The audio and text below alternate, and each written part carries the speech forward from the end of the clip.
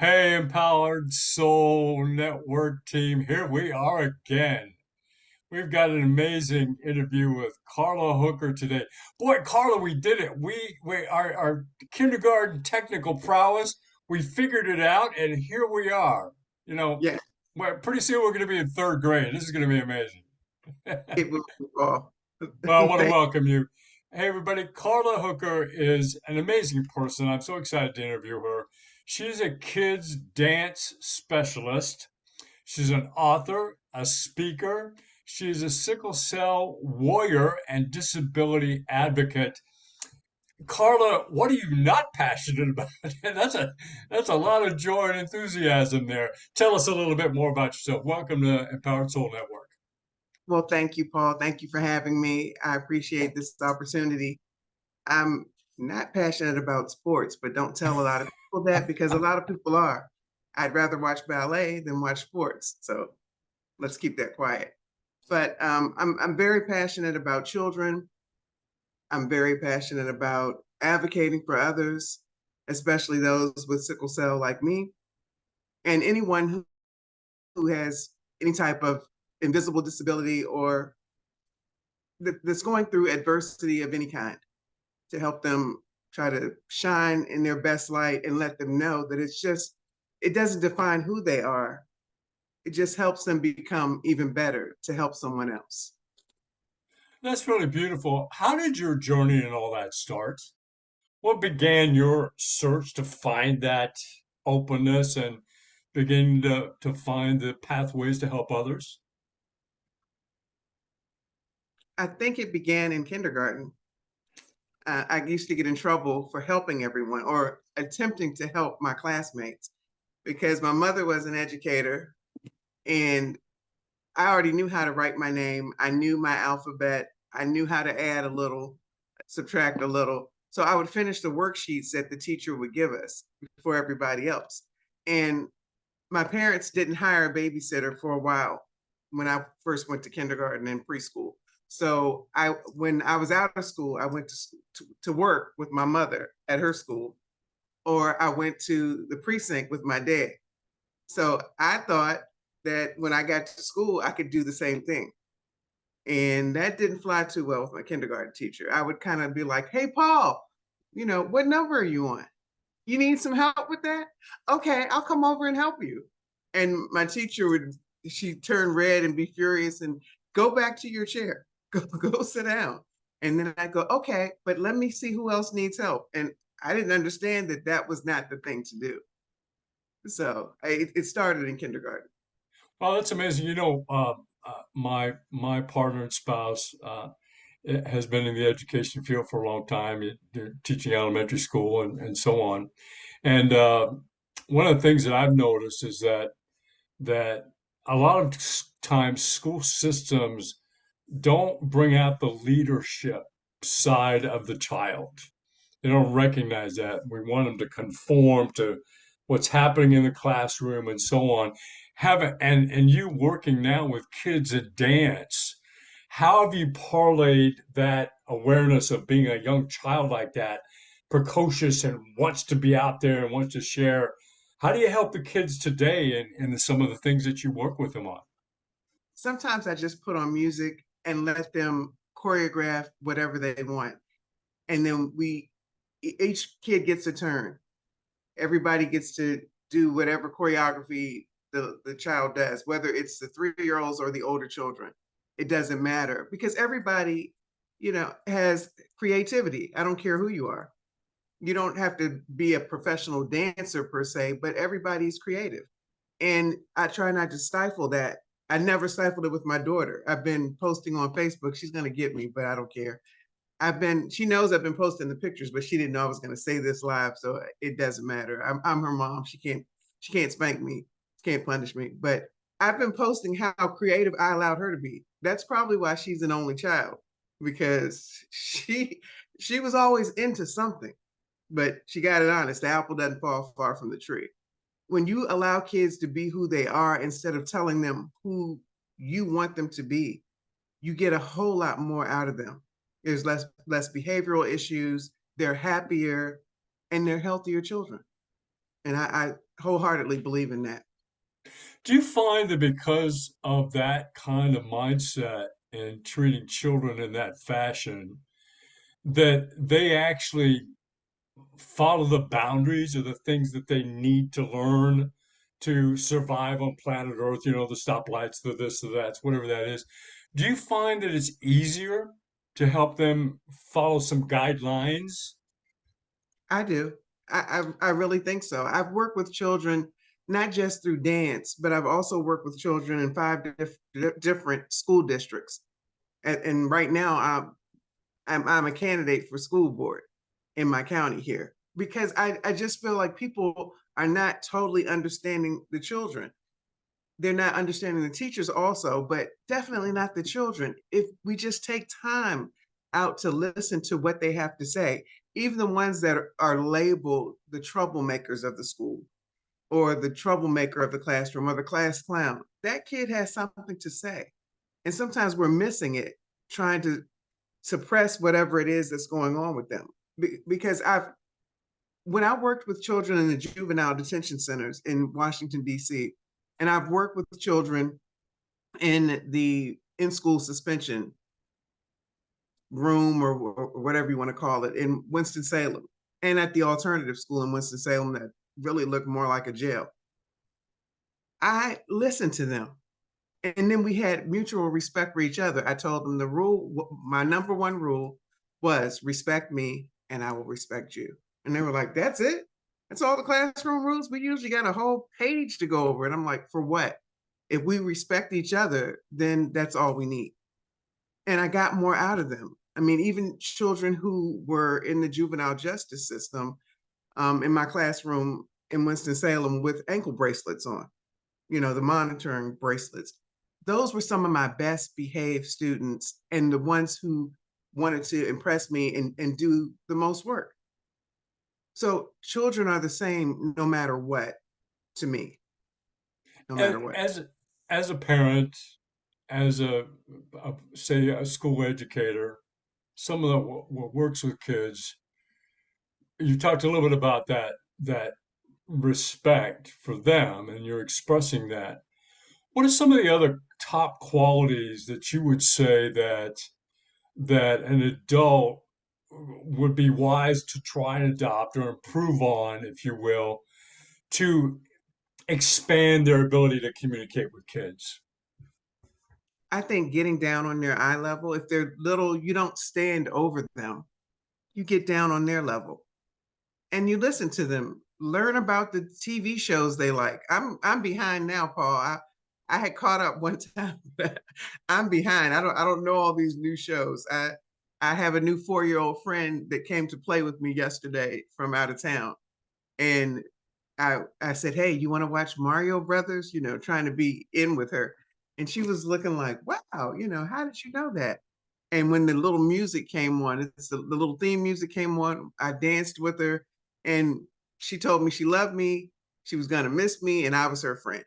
You just have to get on their level. You can't, I'm not saying you can't use vocabulary to try to expand their vocabulary of an adult to a child because they pick up very quickly. But get on their level. Don't be so stiff and so high and mighty that you can't be a child. I'm a big 4-year-old myself. That's what I call myself. And you see my tech skills are like a kindergartner. So I'm never too serious that I can't have fun. And that's what I think a lot of adults are missing. So here's a parent. They have to go to work at a certain time. They've got to get the kids to school at a certain time to drop them off. The kids are all over the place, procrastinating, playing instead of getting dressed, etc. How do you what are the tips? What are the clues to find that balance of being able to take care of what you need to take care of, and at the same time inspiring them to step forward with you?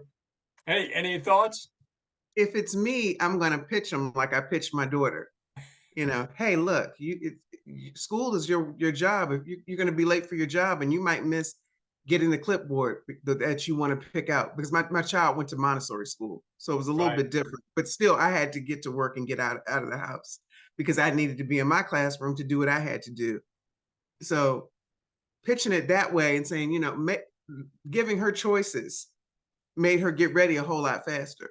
Letting her pick out her own outfit, even though sometimes I did not want her to wear that. Hey, if it was clean and she wanted to put it together and she looked like Rainbow Bright or Raven Simone on back when the Cosby Show was on, so what? Who is it hurting? No one. Let them be more independent. Give them choices, pitch to them. You will get more out of them and you will be able to get to work faster without pulling your hair out. It's when we try to just control every little thing they do that we're gonna get resistance. Sounds like the word perfectionist and children may not go together. No, it does not go together. Now, I didn't have that privilege. My mother was like, "You're gonna put this on. I this is starched and iron. You put that on. You and your brother be ready. Did you eat what I fixed for you? You better eat it. We don't want this. Why don't you want it? You burn it a little bit." She grabbed a piece of toast and Paul, my mother would like scrape the burn off, slap it back on your plate, eat it because I got to go to work. You know, we laugh about it now. My mother and I, my brother's gone on to be with the Lord, but she didn't have time for games. And she was like a drill sergeant. She ran a tight shift and that was it. So I was always mumbling under my breath. It's a wonder I have teeth still because my mother did not play any games. And she would say, "You better be in that car when I turn that key." And we knew what that meant. But I would always mumble, when I have kids, I'm not going to treat my kids that way. And she would hear me, and I would think she, couldn't hear me, and she might holler down the steps because we had a 3-story house. She would say, "But guess what? You don't have any kids, so you do what I tell you to do." So that's why I've always been more flexible with my daughter. Yes, she was disciplined and had discipline, but I let her be as creative as she wanted to be. I think that's It, important. it sounds to me like that I mean you have grown into the amazing woman that you are, having gone through, being raised by that particular kind of mother. Your child is got in some ways in some ways there's no right and wrong about exactly how you do. You just got to kind of trust your heart and what's your style and Right. just find that, right? Right. Every child is different. But you to me, again, because I don't want parents beating me up or on Facebook, you have to give them some independence. And even when my parents divorced and I went to go live with my dad and my stepmom, and I call her mommy. Mommy and my dad let me have independence, and I had choices to make. And when I made the wrong choices, they let me know. You did this when you really should have done that, and we trusted you, and now we don't trust you. And them just saying that they didn't trust me, I would ball, Paul, like I got a spanking. But it was knowing that they were disappointed in my decision that made me make wiser decisions. And kids need that because there's not going to be a parent hanging over their shoulder for the rest of their lives. At least there shouldn't be.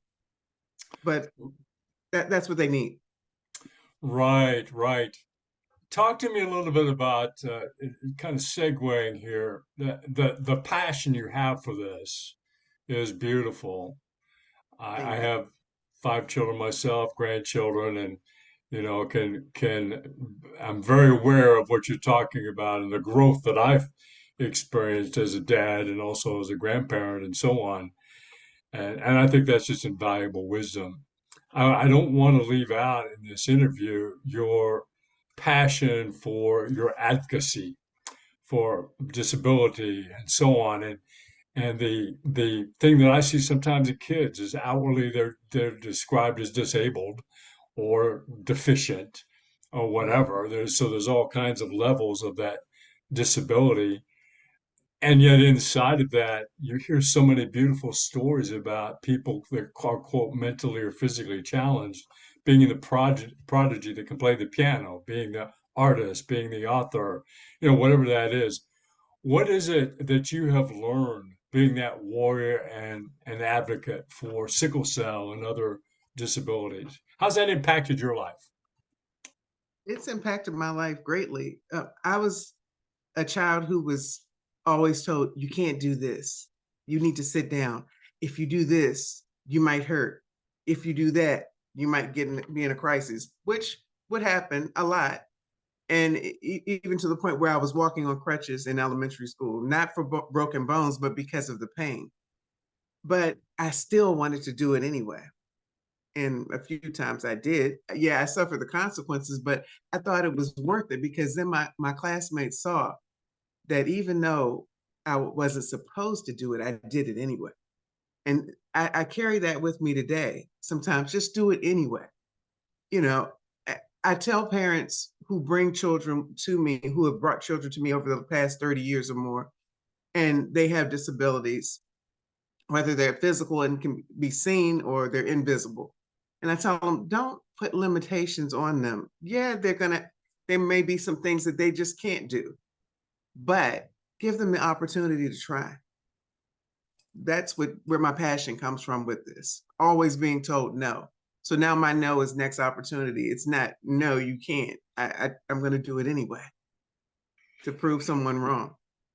It almost like that no becomes a yes no matter what. That's right. Yeah, it's And going to be a yes going forward no matter what. that's right. When I want a yes, I'm going to get it. I don't care what it's for. If I want a yes, I'm going to keep on pitching until I get my yes. Have you had the experience, Carla, of a student or a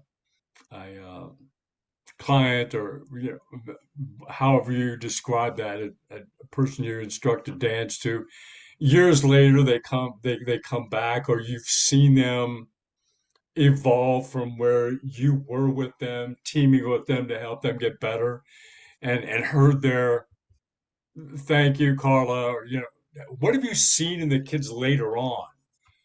Oh, there's so many. Look, I'll start with one. I won't give her name, but Yeah.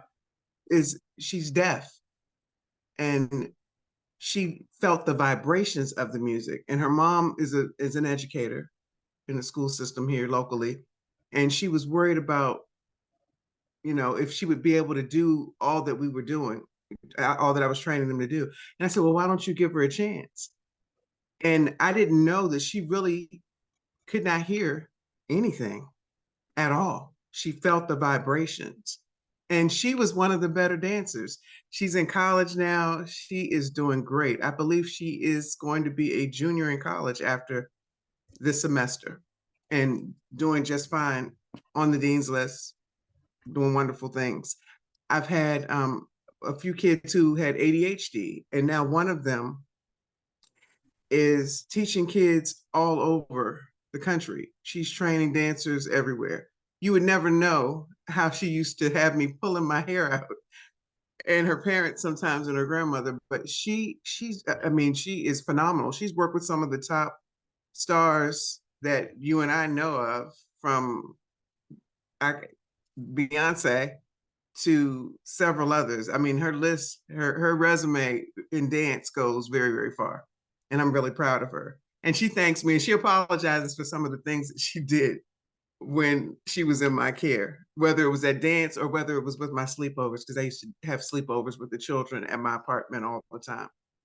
So it's kids like that that make me very proud. There's also one young man, I keep his video testimonial on my page. His name is Nathan Wathme. But he goes as Nate G, but he's like my son. So I call him Nathan. I'm not calling him Nate G. And I used to take him around with me everywhere. Well, when he became an adolescent, he decided, forget this dance and listening to what you have to say. I'm walking out.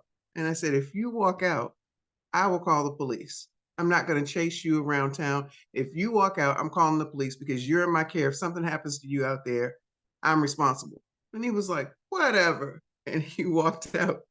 So I thought he was coming right back, but he didn't. So I called the police. I had to make him a believer. And I told them what happened. And, he was having a little adolescent tantrum. And they scared him so much. He cried. You would have thought they spanked him, but they really laid him out. And after that, I didn't have any more problems with him. His mom, God rest her soul, she didn't have any more problems at home with him talking back or doing anything. And now he's very successful. He's a very successful entertainer. He thanks me. He calls me his second mom, and I'm just really proud of him. He graduated from college with honors. So it's stories like that that make me very, very proud. Well, that's just beautiful. You know, the have you found that the feeling that you have inside from the heart is you may not know some of the others that you touched, but that knowing that you touch is a beautiful feeling. It is. When they just say thank you, some of them call me, they'll call me just out of the blue, and I'll have tears just streaming down my face. Or they'll send me a message on Messenger or something like that. And I cry like a baby because that means more to me than anything. It's priceless. Yeah, I think that's a great message for people that are listening, and coaches and mentors and trainers, educators, and so on. Is that just go for it, give it, and you never know what the energy might be or how it's going to pay itself full, but you know that you've done the very best you can. Absolutely. I mean, another kid just came to my mind. She went on to play in the WNBA. You know, you just never know what they're going to be. And this kid, she took dance with me. She was on my cheer squad. She played basketball. She ran track. And then she went to the WNBA. And she said what she remembered most was me getting on her one day during practice because she was having a smart mouth, real sassy. And I put her out and I sent her home because I told her, you either do it right and do it well or don't do it at all. And she said every time she was on the court, right before she would get into the game, she could hear my voice saying that to her. And Hmm. that really touches my heart that she Yeah. still remembered that and took that with her. Oh, that's beautiful. How would you suggest that an adult who maybe has stymied their own creativity, held back, listen to somebody else about what they should do, translating that from the child to an adult? They're middle aged, they're a senior. How would you suggest that they start finding that creative spark and expressing it? What's a first step or two or three that someone could do? A first step for me, because I'm a person of faith, is just cut off everything and just sit in silence. Most of us can't hold still for 5 minutes. We're so hyper, we're so used to doing this, doing that, and we this, that, we gotta go get the kids, gotta call this person, we gotta go work on this, we gotta do that. Just sit still for 5 minutes. Set a timer. If you can't sit for five, sit for four, and just close your eyes and meditate. If you don't believe in prayer, then meditate. If you don't believe in meditation, then just sit there and look out the window and just focus on nothing but just being still. And you would be surprised the thoughts and the things that will come to you. I call it God inspired dreaming.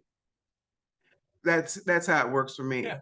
And different, it makes me more creative. But I've never limited myself in my thinking and my imagination.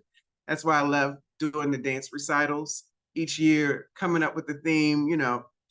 Because you can let your creativity just run wild. And some adults have forgotten how to be kids and have fun, and that's what's missing. That's the only thing that's missing. You're never too old to have fun. You're never too old to channel your inner child. And once you do that, life is more fun. Life is more rewarding. Why be so serious and like you've got a stick up your butt? Relax and have fun. That's really beautiful. I think that what some people call the intuitive side of life, that intuition, that inner voice, whatever. We just get still enough, it actually ends up speaking pretty loud, don't you think?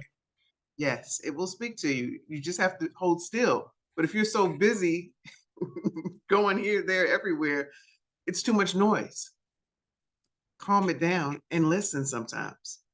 And do you find that sometimes the people sometimes the kids, they start out with you a dance and they end up really not being that way. But then a year later, you see them in an acting class or something, and just that spark of getting going in something creative that's expressive. It may not be what you really want, but it'll lead you to some greater expression. Have you seen that? Yeah, I've seen that. Some have been great at cheerleading. They usually excel at whatever they do when they leave me, whether it's pageantry, whether it's being the cheerleading captain or co-captain, being on the flag squad at their college, or it's always something positive. You know, one girl left me, she had a scholarship to West Point, and now she's a minister. She's an evangelist. She was a tattletale that used to tell on everybody. I would be driving the kids around in the work van, and she would just be constantly, Miss Carla. And I would be like, please, I need to focus because we would be in traffic way up New York Avenue. And I needed to get them where I needed to get them to. And I'm driving this work van with one row of seats in the back. So I really needed to concentrate on what I was doing so I wasn't tossing kids around all over the place. And she would just tattle on everybody. But she ended up being an evangelist, you know. That's beautiful, and I think the message that I'm hearing you say is that also you let that child part out. It's never too late to do that. I interviewed a person here in our network, Empowered Soul Network, that she's 80 years old, just wrote a book, Amazon Oh, bestseller now. It's never too wow. late, right, Carla? No, that's awesome. That's Awesome. beautiful. Well, as we wrap up here, any last words of wisdom to help the folks that are listening out there kind of let it open up? Okay. I'm going to draw from my grandfather, my Yes. grand Andrew. He was blind. He became blind when my mom was a sophomore in college at Barber Scotia College. And I sat around him and sat up under him on the front porch here in North Carolina during the summers and learned a lot from his wisdom. And he would always say, you learn a whole lot more from people and for yourself and about yourself when you just listen. So that's the wisdom I'm going to leave with everyone today from a very, very wise man, my grandfather, Andrew McLean. No, there you go, folks. Listen to this interview and then go out and sit on your front porch and do some more listening. Carl, thank you so much for being here. How can we get a hold of you? How can people reach out to you? Well, thank you for having me. They can reach out to me on Facebook. It's just Carla Hooker. I look pretty much the same on the picture as I do here. You'll see some dancers on my logo behind me with a blue background and a silhouette, or Carla's Kids Dance at gmail.com. You can reach me there, or my website, www.carlaskidsdance.org. And that's Carla with the K for my website and for my email. Oh, beautiful, beautiful. And look for that also, you guys, underneath in the comments on this video too, Carly. If you want to go in there and put that in there, make a comment and put all those links in there. That way, people can reach out. Again, wonderful time today. It's so fantastic to meet you. Stick around for just a minute. We'll chat just a little bit more after we wrap up. Thank you Sure. again, Thank you, Carla. Paul. Hey Thank guys, you. see you in another probably 20 more minutes and we got another one with Sarah Rose coming on. Hey, talk to you soon, everybody.